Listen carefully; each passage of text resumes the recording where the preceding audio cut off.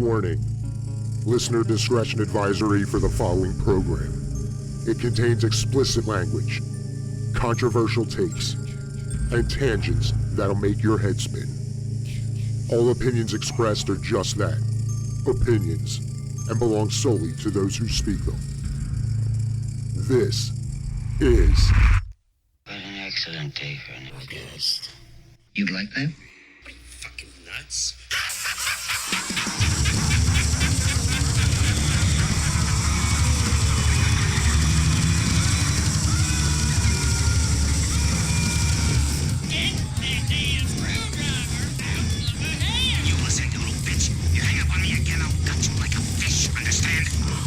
I want you to pray to your God. I want you to pray that he comes and saves you. Do I look like someone who cares what God thinks?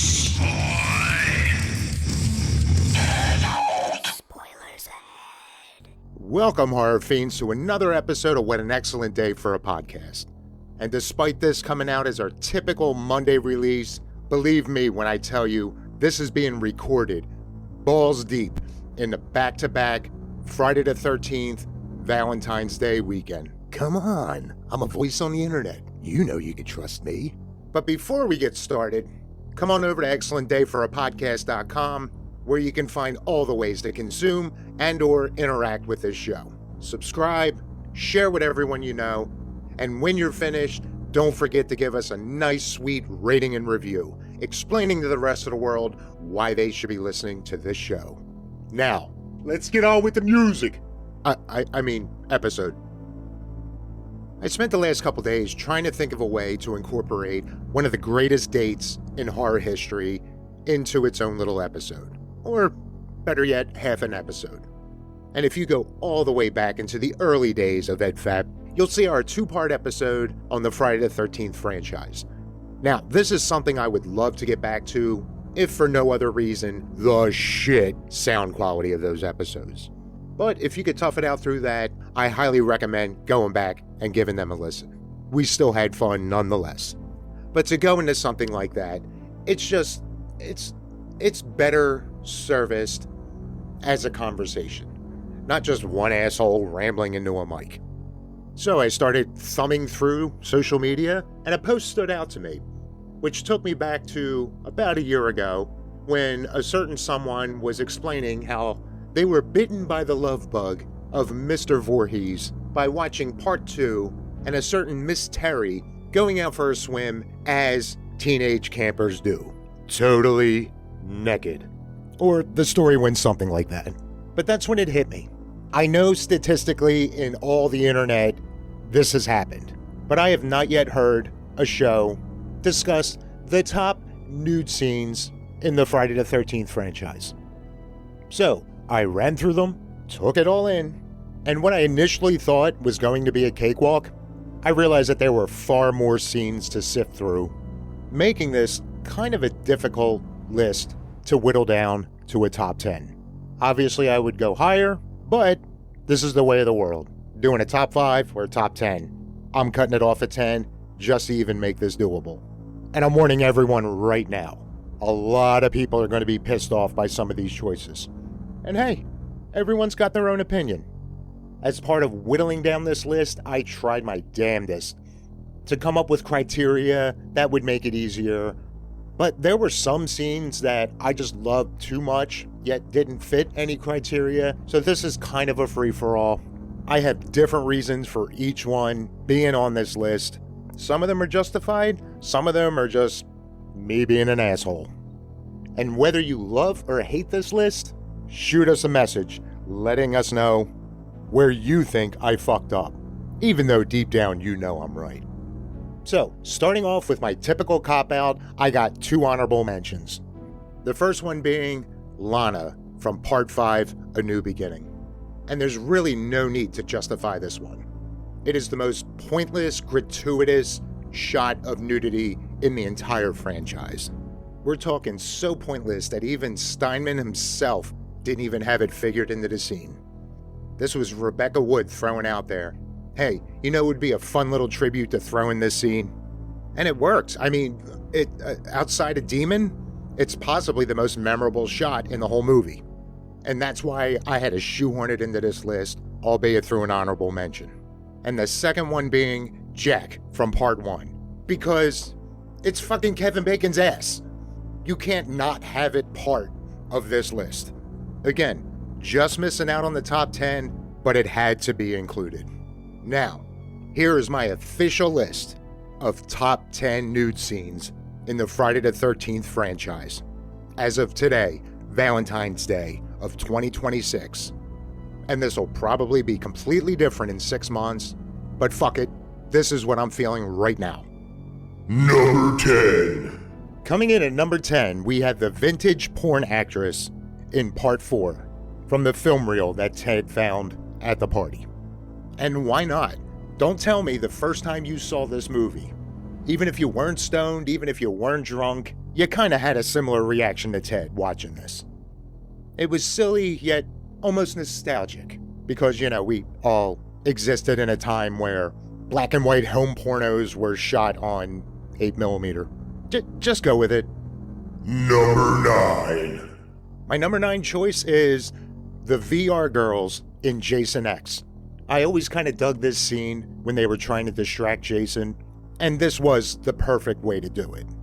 To give him the illusion that he's back at Crystal Lake, even though he's in just some VR room on a spaceship in a dystopian Canadian future, and it's that whole segment in general. If they came in, you got exactly what Friday the 13th is all about.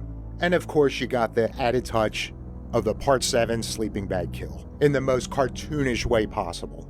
But this isn't about the kills. This is about a nice set of 80s perky tits. So that's why I had to throw this in at number 9. Number 8. Number 8, I'm clumping in all kinds of aspects here. And I'm going with the Doublemint twins from part 4 of Final Chapter. It just feels like to not have included them at all, there would have been cries to cancel this show. And I'm also consolidating. I guess we can go for the skinny dipping scene if I had to pick a scene, but anytime either one of them are flaunting it, it was a good time.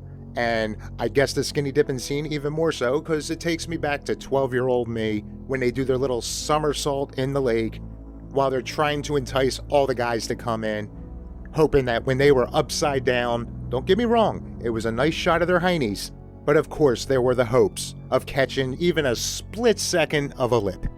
And don't bullshit me, men. You all know you thought the same thing. It's okay, you can admit it. That's why these scenes are put in there, to get us all hot and bothered. And if we all got a little greedy hoping for a little more, that's okay too.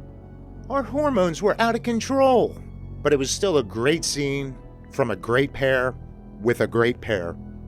Number 7. And playing off that skinny dipping scene, number 7 is going to be, wait for it, Ted. Not because he got me worked up or anything. It was, first of all, gotta be equal opportunity here.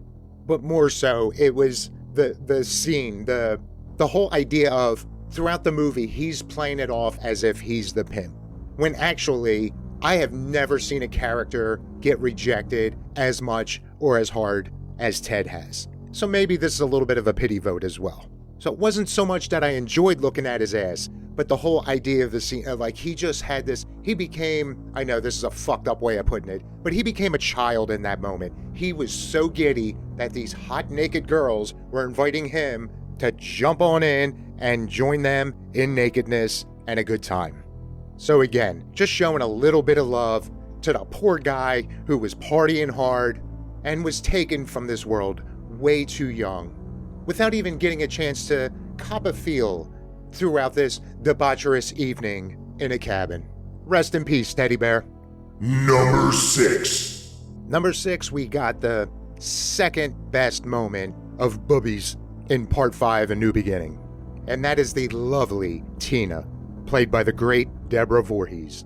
And again, what's to justify?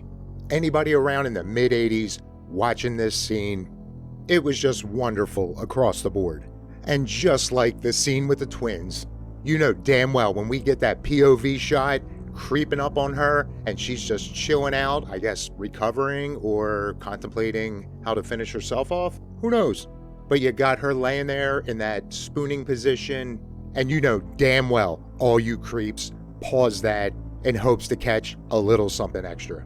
But it also helped that it was followed up by a pretty grisly kill that I don't think gets enough credit. 5 nudie scenes! Number 5, we have Agent Marcus from the opening scene of Jason Goes to Hell. Now, before you start lynching my ass, I understand most people hate this fucking movie. And I understand why. I still have a fondness for it. I'm not necessarily saying it's the top of my rankings, but if nothing else, almost like the remake, you can't deny that the opening to this movie, up until he gets to the coroner's office, was a pretty epic opening. It had that back to basics feel, and it was kind of a nice twist. I mean, you can't tell me the first time you saw this that you weren't a little energized by seeing this film hit the ground running like that. And then to see Jason just get blown to shit in the first, maybe 10 minutes of the movie? I mean, come on. Whether or not you like the rest of it, which I'm guessing most don't still, that opening chase scene was pretty fucking awesome. And it helped that you got a nice set of bosoms to go with it. Number 4. 4? Number 4 is Sandra from Part 7, The New Blood. Now, I know some of you OG quadrilogy purists are going to take issue with this one. Like, how the fuck is this any better than Terry's scene in Part 2? Well, allow me to explain. It's really just one factor for me. It's pretty much a recreation of that scene. Not intentionally, but in spirit, it's a very similar scene. But the part that puts Sandra just over the top for me is the fact that you also got that underwater shot of her getting pulled down, and fuck side boob. You get side everything in this. And again, you sick fucks out there, pause this shit as well to take it all in. So I'm standing by this one. Terry was great. Sandra was just a little bit better. Number 3. Number 3. Number 3 is one that I think a lot of people are going to give me some shit for putting so low on the list. But we have the stupendous Brie from the 2009 remake. And really, what more can be said about her? I mean, we got perfect nipple placement. It's just, mwah, chef's kiss. I don't know, what do you all think? Did I not put her high enough? Well, make your own damn list. Number 2. And coming in at the runner-up slot, we're going back to everyone's favorite addition to this franchise, Jason Goes to Hell. We got Deborah from the tent scene. And I get it, cheating again. However, the only reason she ekes out Brie is that despite being equally as stupendous, we have the follow-up of one of the greatest kills in the entire franchise. Boom. Enough said. Mic drop. Now let's get on with number 1. Coming in at the top spot of my top 10 scenes of nakedness in the entire Friday the 13th franchise, we have Samantha from the final chapter. As soon as I decided on running with this idea, this was the only one that I knew 100% was going to be my top pick. Again, gonna go beyond the eye candy itself, but I love the idea of the whole behind the scenes thing where Ted White came in to save Judy Aronson's life just before he kills her on screen. For me, that's just a sweet little touch. But mostly, this came down to Judy Aronson being one of my top crushes of the 80s. And having had the opportunity to meet her, she is an absolute sweetheart. So of course, my bias is going to give her a huge bump in this list. Obviously, coming in at number 1. Now, before we go on with the sweetest story ever told in a horror movie, this is the point where I'm going to ask that you pause this episode and shoot us a comment letting us know who your top 10 picks are.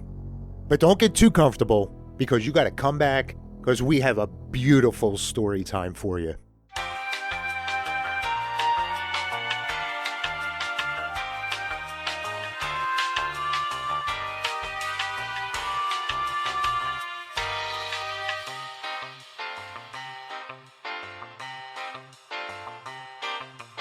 Welcome back to Storytime with EdFab.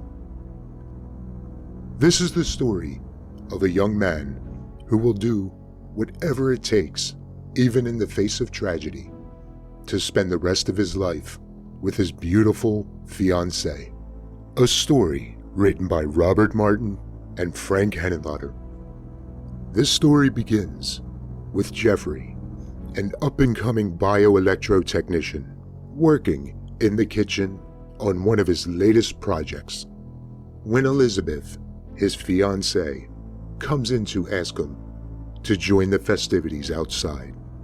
You see, today is Elizabeth's father's birthday, and she would very much like for Jeffrey to come spend some quality time with his future family. We cut to outside at the party. Everyone is finishing up singing happy birthday, and dear old dad blows out his candles. Elizabeth gives her father a big old kiss and requests that he closes his eyes, for she has a big surprise for him. When he does this, she walks off to unveil his present, a commercial-grade lawnmower, because that's what all fathers want. Dad is ecstatic, but then Elizabeth reveals the extra surprise. You see, Jeffrey, using his scientific and electrical background, devised a remote control system for this lawnmower, and Elizabeth is anxious to show this feature off to her father.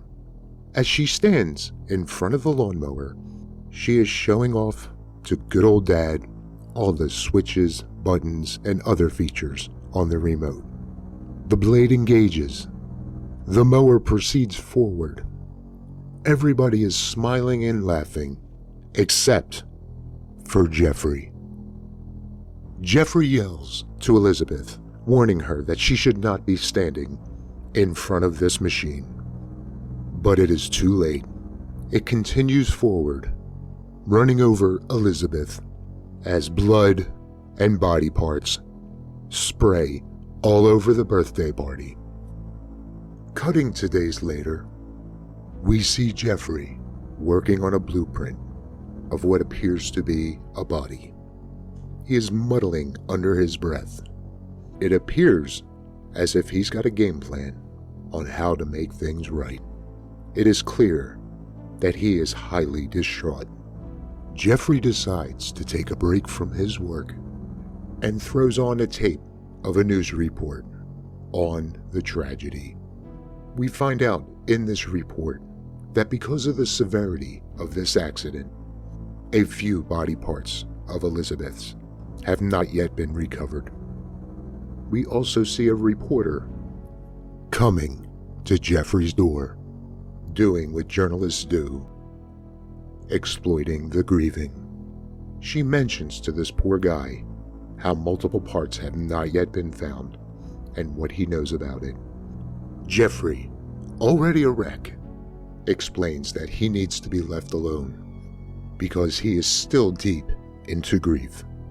Just as he turns off this tape, his mother enters the room, offering to console him in any way she can. Mom is Jeffrey's biggest cheerleader and supports all of his hopes and dreams. She reminds him of this just before going on a rant, saying how he needs to get back on the horse and meet new women. This is not something you tell somebody who has just tragically lost their one true love. Jeffrey acknowledges that not only is he not ready to move on, he feels himself becoming dangerously immoral in his thinking. Mom eventually takes the hint and gives her son his space. Jeffrey then goes to the trunk of his car to retrieve a package, which he carries into his laboratory. This package is the largest fucking spark plug you have ever seen. He then walks over to what appears to be a storage freezer, opening it up, revealing a bubbling purple substance. He begins to speak to this substance, apologizing for being late, because you know how Mom's a talker. He puts on protective gloves reaches into the substance, only to pull out Elizabeth's head, asking if she would care for Italian tonight. We see Jeffrey sitting at a small table across from the head of his one true love, engaging in small talk and reminding her how much he loves her and how he has a plan to make things right. He begins to show her pictures of proposed new looks while awaiting her reaction to see which she desires. He then goes on to read a poem that he wrote. Warning, contents under pressure, by Jeffrey Franken. My heart is packed, so full of love for you, that I dreamed I exploded, like aerosol cans sometimes do. I blew with such force that my bones became shrapnel and leveled the town, except the small chapel. My teeth flew like bullets. I didn't know what was happening. They killed everyone in sight, except for the chaplain. And then, thanks to him, we were happily wed, even though at the time, I think we were both dead. The end.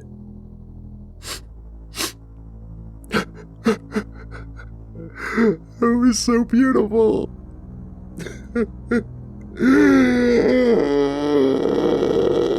Jeffrey then goes on to put Elizabeth's parts back into the purple liquid, wishing her a good night.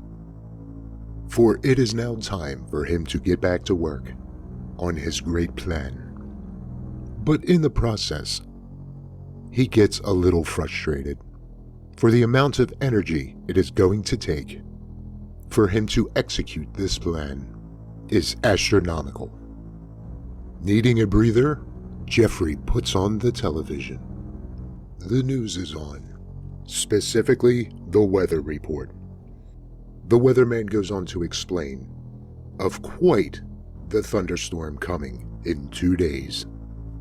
Jeffrey gets a spark, pun intended, of inspiration. Now he has 2 days to get all of the pieces, another pun intended, in place. But so much has been going on in the last few days that he needs to figure out a way to focus. Not being one to take drugs or drink alcohol, Jeffrey does what any other person would do. He retrieves a drill and goes on to drill into the part of his brain that grants him said focus. During this process, he thinks of sneaking his way into an airport and abducting a few stewardesses, but then realizes these ladies are not stupid.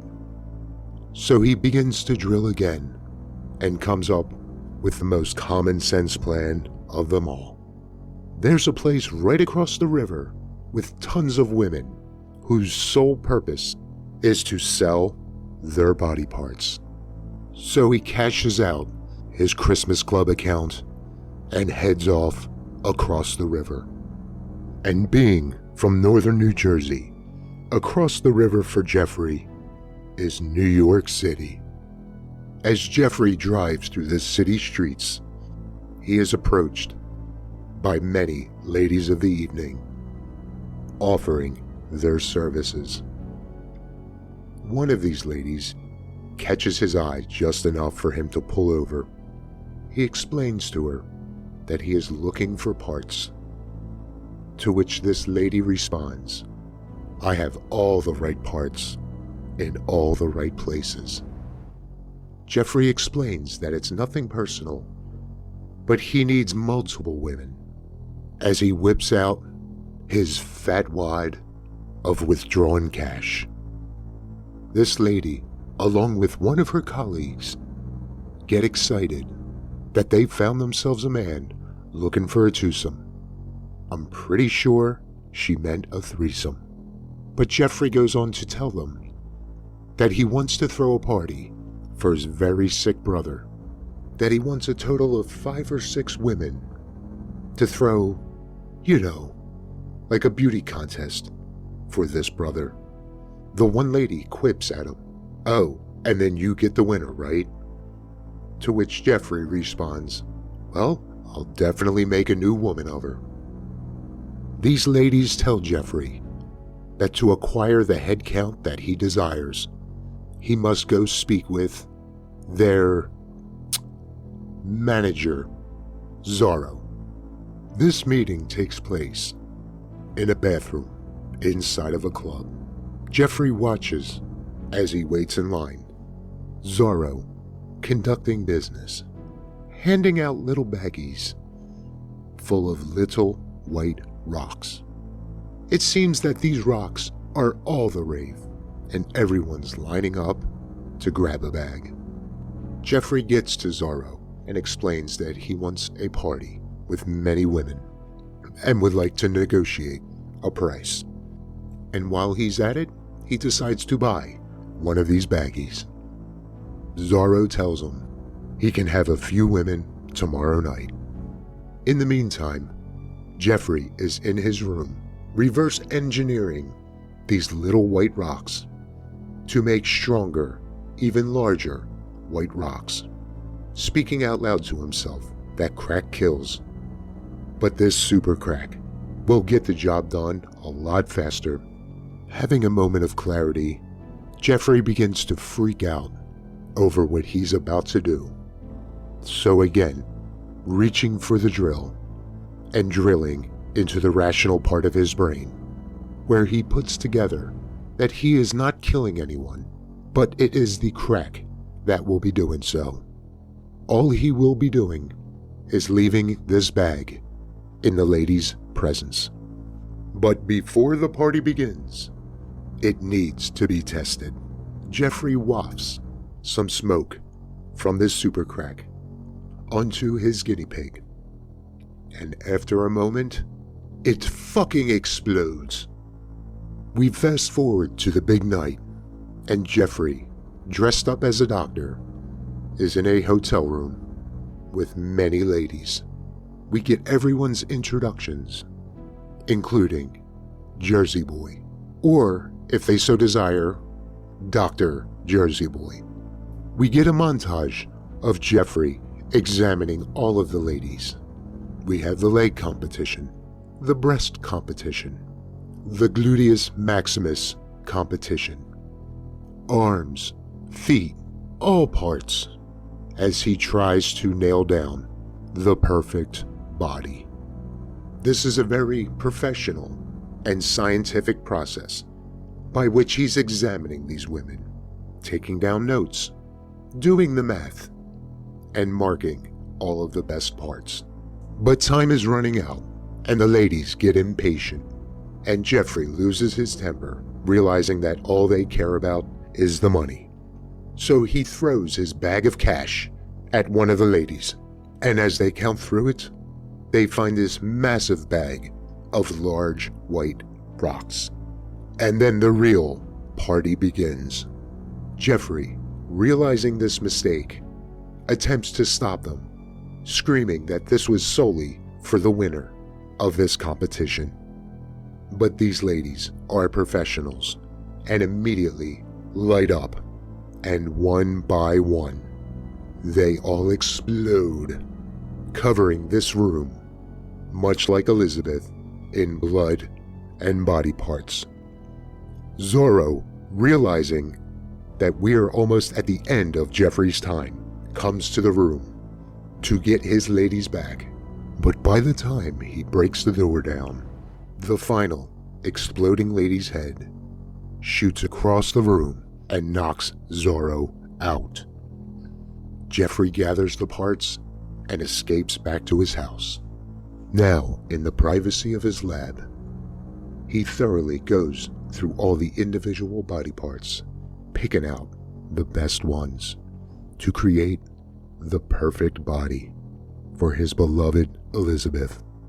He finally stitches together the best of the best, goes over to the storage freezer, and retrieves Elizabeth's head, placing it onto her new body. He then raises the platform up into the heavens in the midst of the aforementioned thunderstorm. And that's when we get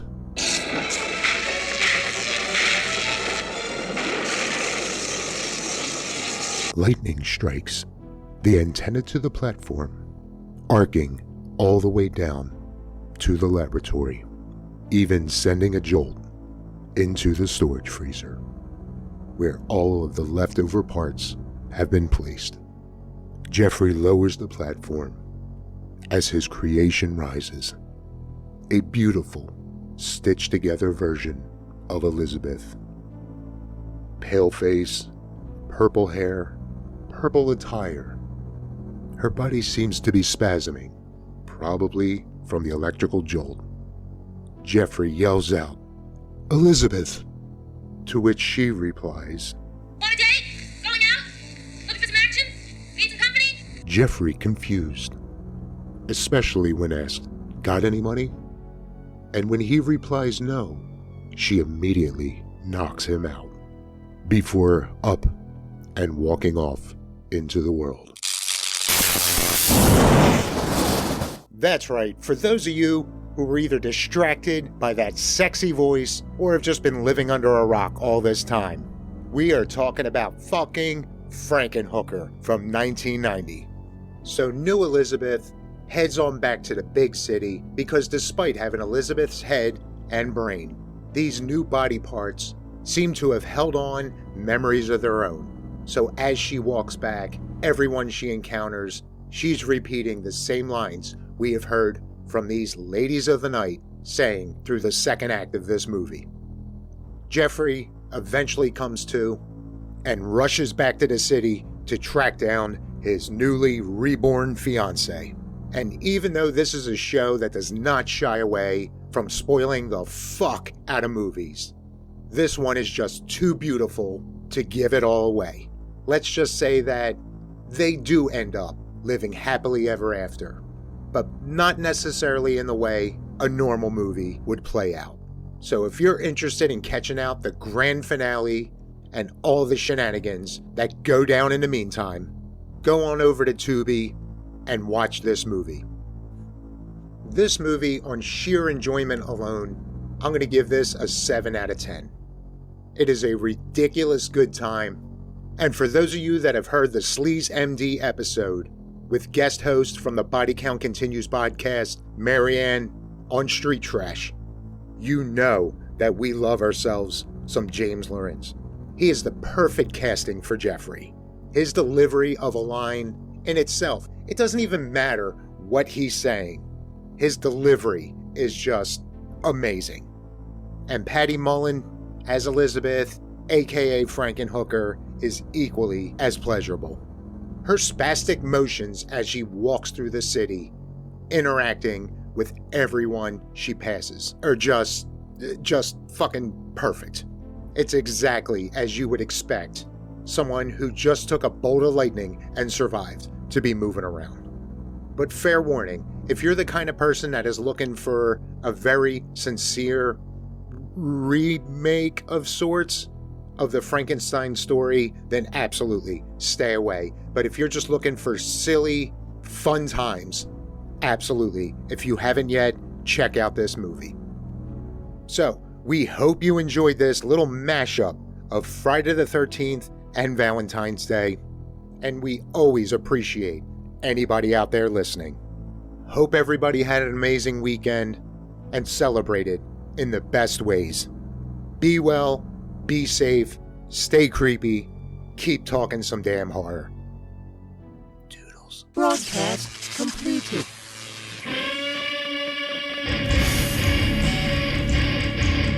You've been listening to What an Excellent Day for a Podcast. Be sure to come on down to excellentdayforapodcast.com, where you'll find our entire catalog. And for your convenience, every episode contains a link where you can text the nerds. Want to throw some praise? Some critique? Perhaps you have a suggestion for a topic you'd like to see us tackle. But while you think about that, you can also check out the connections to all of our socials, including our YouTube channel. Give all them a visit. But don't forget to like, subscribe, and share with everybody you know. And for those feeling a little extra generous, there's also a button where you can support the show in other ways. Every bit of support helps. Well, that's it for this episode. And remember, stay creepy and keep talking some damn horror.